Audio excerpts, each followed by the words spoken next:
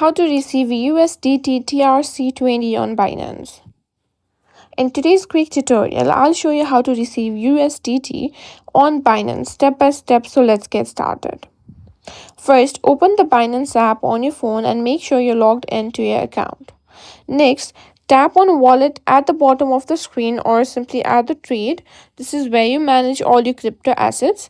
Now simply tap on Deposit button at the button, and this is how you receive crypto to your Binance account. Now here what you need to do is simply search for USDT. Now this will show you all the available networks for receiving USDT. Now choose the TRC20 network. This is here, as you can see, TRC20. Now make sure the sender is also using TRC20 or your funds may be lost.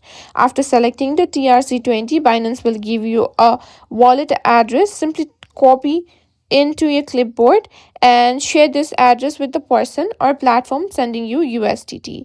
You can check the transaction status in your wallet.